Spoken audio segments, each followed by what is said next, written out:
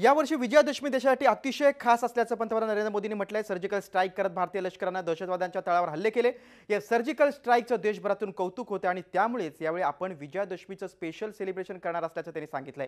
नरेंद्र मोदींनी जनसंघाचे माजी प्रमुख दीनदयाळ उपाध्याय यांच्या लाईफ अँड टीचिंग बाबत 15 पुस्तकांचं प्रकाशन यावेळी केलं। त्यांच्या 100व्या जयंतीनिमित्त भाजपनं खास कार्यक्रमाचं आयोजन केलं होतं। त्यावेळी मोदी बोलत होते।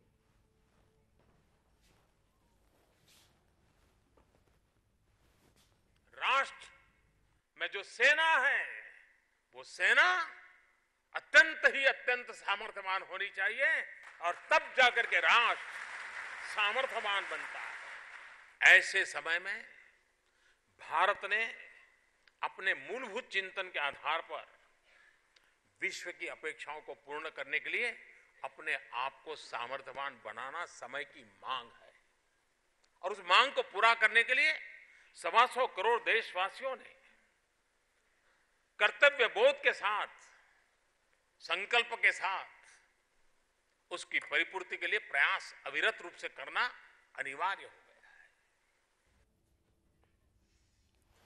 आजवर भारताने आपली शक्ती दाखवण्याचा प्रयत्न केला नाही। थोडा जरी तणाव निर्माण झाला की अमेरिका भारताला शांत राहण्याचा सल्ला द्यायची, पण आता आपण कुणालाही न सांगता आपली शक्ती दाखवून दिली। त्याला कुणी विरोधही केला नाही, उलट सगळे देश आपल्या पाठीशी उभे राहिलेत। हे वक्तव्य आहे राष्ट्रीय स्वयंसेवक संघाचे सरसंघचालक डॉक्टर मोहन भागवत यांचं। हे सगळं बोलतानाच त्यांनी सर्जिकल स्ट्राईकचं समर्थन केलंय। नागपूरच्या मनीष नगरमध्ये आपण शक्ती दाखवायचा उद्योग केला नाही, तर थोडा तणाव आला की अमेरिका आपल्याला म्हणायची की शांत राहावं, शांत राहावं, शांत राहावं। आता आपण न विचारता आपली शक्ती दाखवून दिली। आता सगळं जग जे आपल्याला शांत राहायचा उपदेश करत होतं ते आता आपल्या पाठीमागे येईल। हा बदल काही तर्काने वगैरे नाही झाला। तर्क आपल्याजवळ होता, सत्य आपल्याजवळ होतं, ते पहिल्यापासूनच आत्ताही आहे, पुढे नाही। परंतु त्या सत्याचं रक्षण करण्याची शक्ती आपली आहे म्हणून या शक्तीचं, त्याच्या उपासनेचं महत्त्व। पंतप्रधान नरेंद्र मोदी हे मां दुर्गेचे भक्त आहेत। त्यांना शक्ती मिळाली असं मत मुख्यमंत्री देवेंद्र फडणवीस यांनी व्यक्त केले। दुर्गेचं वाहन वाघ असून पंतप्रधान हे वाघासारखे आहेत। भारताकडे कोणी डोळे वटारल्यावर त्याच्या विरोधात कशी सर्जिकल स्ट्राईक करायची हे त्यांना चांगलंच माहीत असल्याचंही फडणवीस म्हणाले। आपले माननीय पंतप्रधान जे आहेत म्हणजे ते देखील त्यांना देवीचा आशीर्वाद प्राप्त आहे आणि देवीचं वाहन काय तर ते वाघ आहे आणि आमचे पंतप्रधानही वाघासारखेच आहे। आपल्याला माहिती आहे की भारताकडे कोणी डोळे वटारून पाहिले तर कसे सर्जिकल स्ट्राईक करायचे आमच्या पंतप्रधानांना नीट माहिती आहे आणि म्हणून देवीचा आशीर्वाद त्यांना प्राप्त आहे आणि तो अधिक प्राप्त करून त्यांनी घ्यावा याकरता निश्चित आम्ही या ठिकाणी त्यांनी यावं असा प्रयत्न करू। आरक्षणाच्या मुद्द्यावरून सध्या राज्यभर मराठा समाजाचं आंदोलन गाजते। सत्ताधारी आणि विरोधक मराठा आरक्षणासाठी अनुकूल असताना आता मराठा समाजाला आरक्षण मिळालं पाहिजे अशी भूमिका केंद्रीय समाज कल्याण मंत्री रामदास आठवले यांनी घेतली। मराठा समाजाला 16% आरक्षण मिळायला हवं असं आठवले म्हणाले। मराठा आरक्षणाची ही मागणी जवळपास मार्गी लागल्याचंही त्यांनी नमूद केलंय। अमरावतीत एका कार्यक्रमादरम्यान त्यांनी ही माहिती दिली। मंत्री म्हणून माझं मत असं आहे की मराठा समाजाला आरक्षण मिळालं पाहिजे, पण हे आरक्षण देताना SC ST आणि OBC आरक्षणाला धक्का न लावता राहिलेले जे 50% जे जनरल सीट्स आहेत या जनरल जागेमधून 50% मधून जर 25% आरक्षण जर मराठा समाजाला, मराठा आणि इतरांना दिलं तर मला वाटतं की कायमचा हा प्रश्न सुटेल। त्यामुळे घटनेमध्ये अमेंडमेंट झाली पाहिजे, तसा प्रयत्न झाला पाहिजे, त्याशिवाय हा प्रश्न सुटत नाही आणि मराठा समाजाच्या आरक्षणाला आपला पूर्ण पाठिंबा आहे।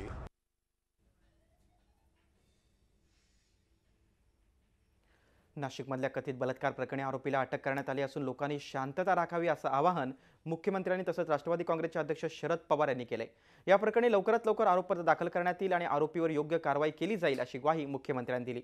तर मुंबईत पवारांनीही शांतता राखण्याचं आवाहन केलंय। लोकांचा संताप समजू शकतो, पण प्रत्येक गोष्टीला पूर्णविराम देण्याची वेळ असते असं पवार म्हणाले। शाहू फुले आंबेडकरांच्या महाराष्ट्राला बट्टा लागणार नाही याची खबरदारी जनतेनं घ्यावी असं आवाहन पवारांनी केलं। काल रात्रीपासून सुरू असलेल्या या आंदोलनामुळे नाशिक त्र्यंबक महामार्ग ठप्प झालाय। राज्य सरकारनं आणि पोलिसांनी अत्यंत तातडीची कारवाई करून आरोपीला अटक केलेली आहे। तात्काळ त्या संदर्भातली चार्जशीट फाईल करून त्याच्यावर जी काही केस आहे ती चालवून त्याला शिक्षा झाली पाहिजे अशा प्रकारचा निर्देश देखील राज्य सरकारच्या वतीनं या ठिकाणी देण्यात आलेला आहे। मी या निमित्ताने ही देखील संपूर्ण नागरिकांना विनंती करतो की काही लोक मोठ्या प्रमाणात वेगवेगळ्या प्रकारच्या अफवा पसरवत आहेत आणि त्यामुळे या अफवांवर विश्वास ठेवून कोणीही कायदा आणि सुव्यवस्थेची परिस्थिती खराब करू नये. राज्य सरकार आणि पोलीस पूर्णपणे कार्यक्षमतेनं त्या ठिकाणी काम करतायत आणि निश्चितपणे जो काही आरोपी आहे त्याच्या संदर्भातली उचित कारवाई ही पुढे केली जाणार आहे. संताप मी समजू शकतो, पण कार्यवाही झाल्याच्या नंतर त्या संतापाला कुठेतरी पूर्ण विराम द्यायला हवा आहे आणि ती वेळ आता आहे. आणि म्हणून जे कोणी घटक असतील त्या सगळ्यांना मी मनापासून आवाहन करतो की महाराष्ट्राचं सामाजिक ऐक्य, महाराष्ट्रात आत्तापर्यंत जी काही आपल्यावर महात्मा ज्योतिबा फुले, राजर्षी शाहू महाराज किंवा बाबासाहेब आंबेडकर किंवा यशवंतराव चव्हाण यांच्याकडून जे आदर्श आणि संस्कार आपल्यावर झालेले आहेत ते जतन करण्याच्यासाठी पूर्ण शांतता प्रस्थापित करावी. मनसे नगरसेवक संदीप देशपांडे आणि संतोष धुरी यांच्या समर्थनार्थ लावलेले पोस्टर काढण्यासाठी मुंबईत सुट्टीच्या दिवशी महापालिका अधिकारी ऑन ड्युटी आले होते. महापालिका अधिकाऱ्यांनी तशी कबुली दिली. हे पोस्टर्स काढत असताना मनसे कार्यकर्ते आणि महापालिका अधिकाऱ्यांमध्ये दादर पोर्तुगीज चर्च परिसरात वादावादी झाली. दरम्यान महापालिका अभियंत्यांना दिलेल्या अपमानास्पद वागणूक प्रकरणी मनसे नगरसेवक संदीप देशपांडे आणि संतोष धुरी यांनी अखेर शरणागती पत्करली. या दोघांनाही सोमवारपर्यंत न्यायालयीन कोठडी सुनावण्यात आली.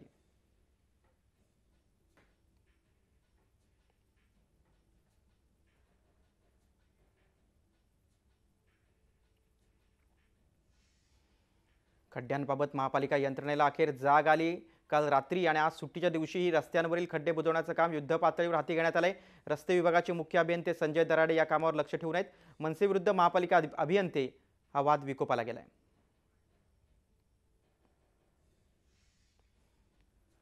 राष्ट्रवादीच्या खासदार सुप्रिया सुळे अचानक आक्रमक झाल्यामुळे पक्षात नेतृत्वाची लढाई सुरू झाल्याची चर्चा रंगली. मात्र पिंपरीमध्ये माजी उपमुख्यमंत्री अजित पवार यांनीही आपली आक्रमक शैली कायम ठेवत मुख्यमंत्री आणि पंकजा मुंडेंना टार्गेट केलं. विरोधकांच्या कुंडल्या आपल्या हाती आहेत अशी भाषा फडणवीसांना शोभत नाही असं पवार म्हणाले. पंकजा मुंडेंवर देखील त्यांनी टीका केली. तर सुप्रिया सुळेंबाबत विचारलेल्या प्रश्नाला मात्र हा पक्षाचा अंतर्गत मुद्दा असल्याचं सांगत बगल दिली.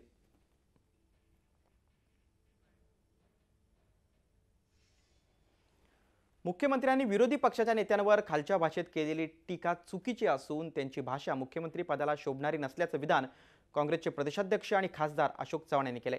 चंद्रपूरमध्ये काँग्रेसच्या वतीने शेतकरी मेळाव्यात ते बोलत होते. यावेळी राज्य सरकारच्या धोरणावर देखील चव्हाण बरसले.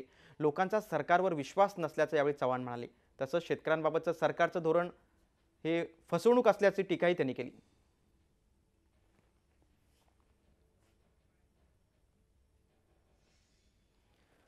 सामनामधील व्यंगचित्राबाबत माफी मागितली नसती तर मातोश्रीच्या अंगणात दसरा मेळावा घ्यावा लागला असता अशा शब्दात काँग्रेसचे आमदार नितेश राणे यांनी शिवसेना नेतृत्वाची खिल्ली उडवली आहे. तर नितेश राणे यांना मातोश्रीचं अंगण काय असतं हे मागच्या निवडणुकीमध्ये माहिती पडलंय. त्यामुळे पुन्हा त्यांनी मातोश्रीच्या अंगणाचा विषय काढू नये असा टोला शिवसेनाच्या अनिल परब यांनी लगावलाय. पंकजा मुंडेनंतर आता भगवानगडचे महंत नामदेव स्वामी यांची ही ऑडिओ क्लिप बाहेर आली आहे. यातली भाषा एखाद्याला महंताला न शोभणारीच आहे. मी फाडून खाईन, मी तयारीत आहे, माणसं थांबवली आहेत अशा शब्दात विरोध करणाऱ्यांना इशारा देण्याची भाषा महंत वापरतायत.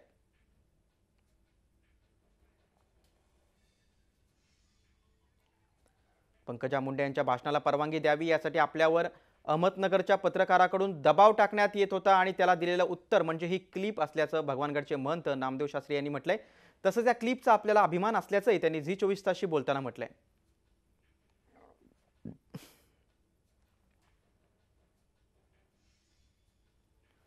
ऊस गळीत हंगाम उशिरा सुरू करण्याचा सरकारचा निर्णय शेतकऱ्यांसाठी तोट्याचा ठरणार असल्याची टीका माजी सहकार मंत्री हर्षवर्धन पाटील यांनी केली.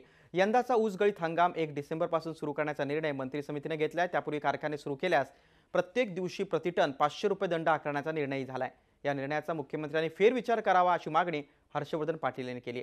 सोबतच 60 वर्षात पहिल्यांदाच मंत्री समितीची बैठक 3 महिने उशिरा झाली याकडे त्यांनी लक्ष वेधलं. मराठवाड्यातल्या जायकवाडी धरणात हिरवा तवंग निर्माण झालाय. हा तवंग वाढतोय. गेल्या 5 दिवसात जलाशयाच्या सुमारे 5 किलोमीटर परिसर हा तवंग्याने व्यापलाय. हे पाणी तातडीनं प्रयोगशाळेत पाठवण्यात आलं. गेल्या 8 वर्षांपासून धरणातून पाणीच सोडलेलं नाही. त्यामुळे शेवाळ वाढत गेलं. काही ठिकाणी तर धरण उघडं पडलं होतं, त्यामुळे शेवाळ वाढलं. गेल्या काही दिवसातल्या पावसामुळे धरणात चांगला पाणीसाठा झालाय. त्यामुळे शेवाळ हे वाहत गेलं. त्यामुळे पाणी हिरवं झालं अशी माहिती अभियंत्यांनी दिली. दरम्यान याआधीही 2011 आणि 2013 मध्ये पाणी हिरवं झालं होतं, त्यावेळी धरणातून पाणी सोडण्यात आलं होतं.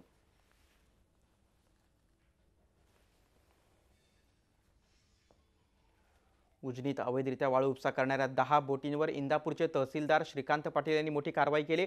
उजनी पाणलोट क्षेत्रात शहा या गावी गेल्या अनेक दिवसांपासून वाळू माफिया रात्रीच्या वेळी बोटींच्या सहाय्याने लाखो रुपयांची वाळूची लूट करत होते, त्यामुळे शासनाचा कोट्यवधींचा महसूल बुडत होता. तहसीलदार श्रीकांत पाटील यांनी धडाकेबाज कारवाई केली. वाळू उपसा करणाऱ्या 10 बोटी पकडल्या आणि नदीच्या मध्यभागी बोटी बुडून टाकल्या, त्यामुळे आता वाळू माफियांचं धाबं दणाणलंय. दक्षिण सोलापूर तालुक्यातील बंकलकी येथील सीना नदीवरील बंधारा नदीला पूर आल्यानं फुटलाय. बंधारा फुटल्यानं लाखो लिटर पाणी वाया जातंय. येथील दुष्काळी गावांना भविष्यात त्यामुळे पाणी टंचाईचा भीषण सामना करावा लागणार आहे. 5 सप्टेंबरला मुसळधार पाऊस झाला आणि भोगावती नदीतून 62 ते 65,000 क्युसेक पाण्याचा विसर्ग झाला, त्यामुळे या बंधाऱ्याला मोठं भगदाड पडलं. या बंधाऱ्याची उंची वाढावी यासाठी स्थानिकांनी वारंवार प्रशासनाकडे निवेदनं दिली होती, मात्र कुठलीच दखल न घेतल्यानं बंधारा वाहून गेल्याचा आरोप शेतकऱ्यांनी केलाय.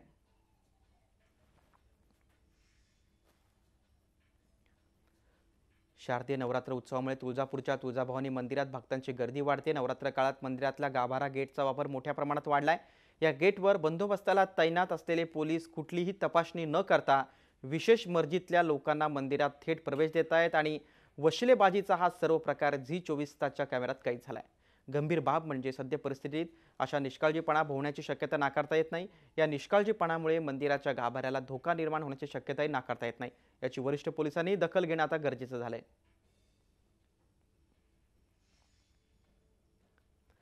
मुंबईतल्या पश्चिम उपनगर वासियांसाठी खुशखबर आहे. पश्चिम उपनगरातली वाढती लोकसंख्या लक्षात घेत पश्चिम रेल्वेनं उपनगरी गाड्यांच्या 8 फेऱ्या वाढवल्या तर 10 फेऱ्यांचा विस्तार केला. या वाढीव फेऱ्या 10 ऑक्टोबरपासून सुरू होणार आहेत.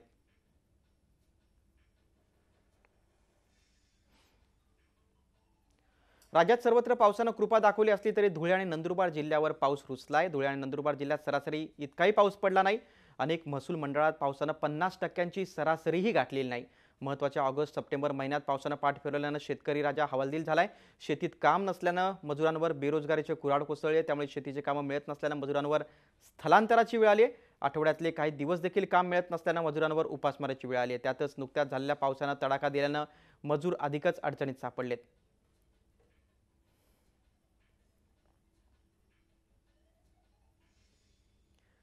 रत्नागिरीमधल्या उटंबर इथल्या बॉक्साईट खाण कंपनीला ग्रामस्थांनी तीव्र विरोध दर्शवला, त्यामुळे आशापुरा कंपनीची जनसुनावणी जिल्हाधिकाऱ्यांना अर्ध्या तासातच गुंडाळावी लागली. याआधी सुद्धा कौडोली इथल्या खाणींबाबत झालेल्या जनसुनावणीला ग्रामस्थांनी प्रखर विरोध केला होता. कंपनीमुळे गावात धूळ आणि रस्त्यात मोठे खड्डे पडलेत.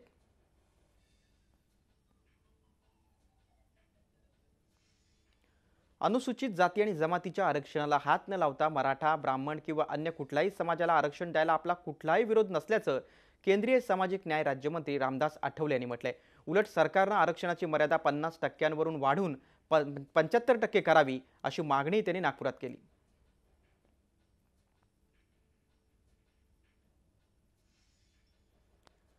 देशाला परम वैभवाची पहाट दाखवायची असेल तर समाज संघटित झाला पाहिजे असं मत राष्ट्रीय स्वयंसेवक संघाचे सरसंघचालक मोहन भागवत यांनी मांडलं. यवतमाळमध्ये पंडित दीनदयाळ उपाध्याय जन्मशताब्दी समारोह कार्यक्रमात ते बोलत होते. आपला देश मोठा होईल यासाठी समाजातल्या अंतिम व्यक्तींपर्यंत सगळ्यांना जोडण्याची आवश्यकता त्यांनी यावेळी बोलून दाखवली.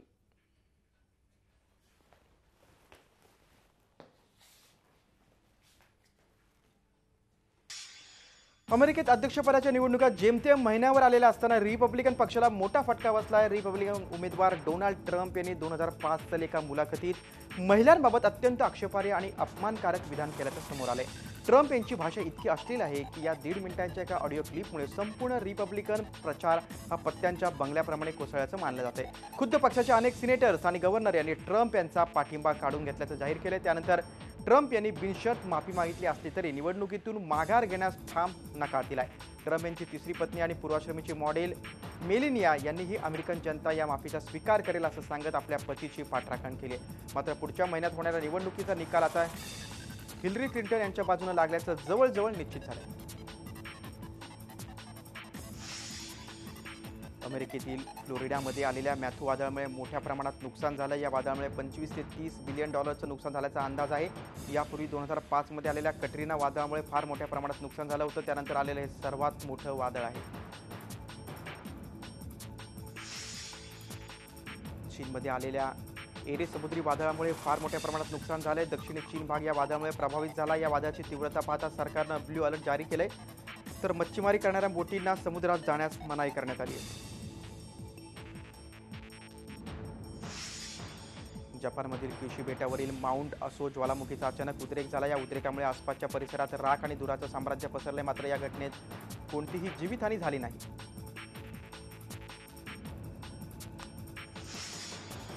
मागील महिन्यात सिरियात मदत कार्यासाठी आलेल्या ट्रकवर बॉम्ब हल्ला केल्याचा सॅटेलाइट व्हिडिओ समोर आला। या हल्ला रशियाने केल्याचा दावा अमेरिकेने केला। या भागात रशियाची लढाऊ विमानं दिसल्याचा दावा अमेरिकेने केला। या हल्ल्यात मदत कार्यासाठी आलेले 18 ट्रक उद्ध्वस्त झालेत, तर जवळपास 20 जणांचा मृत्यू झाला।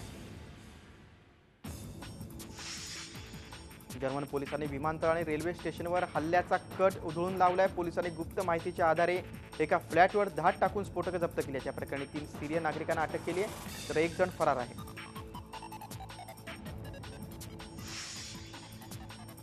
तुर्कीच्या अंकाराजवळ 2 आत्मघातकी हल्लेखोरांनी स्वतःला उडवून दिलं। हल्लेखोरात एक महिला आणि एका पुरुषाचा समावेश आहे। दोघंही कुर्दिस्तान वर्कर पार्टीचे अतिरेकी आहेत। पोलिसांनी त्यांच्याकडून 200 किलो स्फोटकही जप्त केले। चीनच्या शॅनेक्सी भागात वादळी वाऱ्यामुळे द ग्रेट वॉल ऑफ चायनाचा एक भागाचं नुकसान झालंय। मून गेटचा हा भाग तुटलाय। हा भाग ठिसूळ झाल्याचं यापूर्वीच सांगण्यात आलं होतं। या दुर्घटनेत कोणालाही इजा झाली नाही। बेलारूसची राजधानी असलेल्या मिन्स्कमधील मॉलमध्ये एका महिलेची हत्या करण्यात आली आहे। हत्येमुळे परिसरात एकच खळबळ उडाली। पोलिसांनी आरोपीला अटक केली।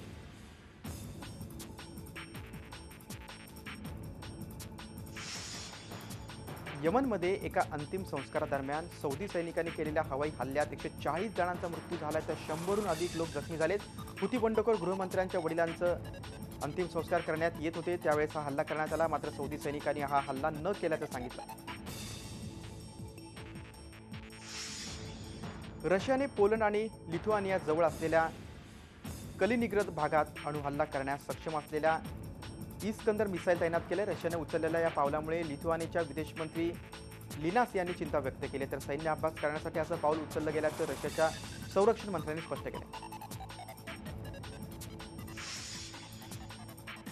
विराट कोहलीच्या डबल सेंचुरी आणि अजिंक्य रहाणेच्या 188 रनच्या जोरावर टीम इंडियाने इंदूर टेस्टमध्ये आपली पहिली इनिंग 557 रन्सवर 5 विकेट्सवर घोषित केली। कॅप्टन विराट कोहलीने आपल्या टेस्ट करिअरमधील दुसरी डबल सेंचुरी झळकावली आहे। 2 डबल सेंचुरी झळकावणारा कोहली हा पहिला भारतीय टेस्ट कॅप्टन ठरलाय, तर अजिंक्य रहाणेनं 8वी टेस्ट सेंचुरी ठोकली आहे। दोघांनी 4थ्या विकेटसाठी 365 रनची रेकॉर्ड ब्रेक पार्टनरशिप केली। या दोघांच्या पार्टनरशिपच्या जोरावरच भारताला 550 रनचा टप्पा ओलांडता आला। प्रत्युत्तरादाखल किवी टीमनं बिनबाद 28 रन्स अशी आश्वासक सुरुवात केली। आता टेस्टच्या 3ऱ्या दिवशी टीम इंडिया किवी टीमला फॉलोअन देण्यासाठी प्रयत्नशील असेल। अभिनेता इरफान खाननं भारतात काम करत असलेल्या पाकिस्तानी कलाकारांवरील बॅनबाबत बोलणं टाळलंय। सध्या तो अभिनेता टॉम बरोबर त्याच्या आगामी इन्फर्नो या सिनेमाच्या प्रमोशनमध्ये व्यस्त आहे। याबाबत बोलणं जरी टाळलं असलं तरी योग्य वेळ आणि योग्य व्यासपीठ मिळाल्यावर लवकरच या विषयावर आपलं मत व्यक्त करणार असल्याचं इरफाननं सांगितलं। क्रिकेट जगतातला देव अशी ओळख असणाऱ्या सचिन तेंडुलकरच्या आयुष्यावर आता सिनेमा बनवण्यात येतोय। सचिन अ बिलियन ड्रीम्स असं या सिनेमाचं नाव आहे। प्रसिद्ध संगीतकार AR रहमान यांनी या सिनेमाला संगीत दिलंय। या सिनेमाचा टीझर नुकताच आपल्या भेटीला आलाय।